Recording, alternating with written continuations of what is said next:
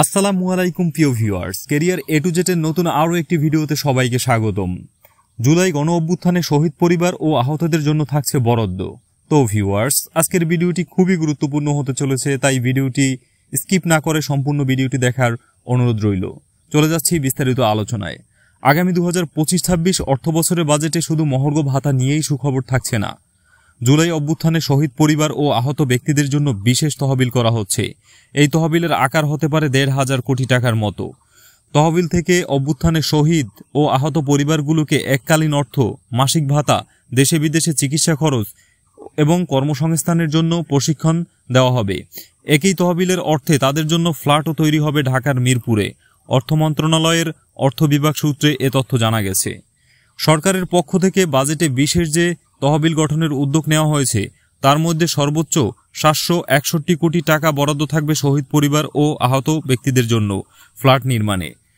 আর এককালীন অনুদানের জন্য বরাদ্দ রাখা হতে পারে 250 কোটি টাকা। এর বাইরে বাকি বরাদ্দ রাখা হবে চিকিৎসা, প্রশিক্ষণ ও সম্মানী খরচ বাবদ।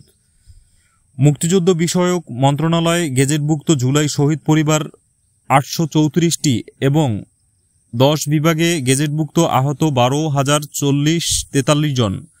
জুলাই অভ্যুত্থানে শহীদ পরিবার ও আহত ব্যক্তিদের এককালীন আর্থিক সহায়তা দিতে চলতি 2024-25 অর্থবছরে 232 কোটি 63 লক্ষ টাকা বরাদ্দ দেওয়া হয়। মুক্তিযুদ্ধ বিষয়ক মন্ত্রণালয় ও অর্থ বিভাগ মিলে ঠিক করেছে আগামী অর্থবছরে তা বাড়িয়ে 3 গুণ করা হবে, যার পরিমাণ হতে পারে 638 কোটি টাকার মতো। প্রতিটি শহীদ পরিবার এককালীন 30 লাখ টাকা করে দেওয়া হবে।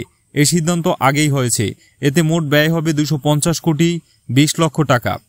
অর্থ বিভাগ সূত্রে জানা গেছে, আহত ব্যক্তিদের দেশে বিদেশে চিকিৎসা এবং মাসিক অনুদান ও পুনর্বাসনের লাগবে আরও 390 কোটি টাকা। মুক্তিযুদ্ধ বিষয়ক মন্ত্রণালয়ের অধীনে যে জুলাই গণ অভ্যুত্থানের অধিদপ্তর হবে, তার মাধ্যমে এসব উদ্যোগ বাস্তবায়ন করা হবে। চলতি মাসের শুরুর দিকে প্রধান উপদেষ্টা অধ্যাপক মোহাম্মদ ইউনূসের সভাপতিত্বে রাষ্ট্রীয় অতিথি ভবন যমুনায় বাজেটে নিয়ে একটি সভা হয়। এই সভায় গণ অভ্যুত্থানে শহীদ পরিবার এবং আহত ব্যক্তিদের মাসিক সম্মানী ভাতা দেওয়ার সিদ্ধান্তও হয়েছে বলে জানা গেছে। এই সম্মানী ভাতা ও এককালীন নগদ সহায়তা সামাজিক নিরাপত্তা ও কর্মসূচির আওতায় আনার চিন্তা রয়েছে সরকারের।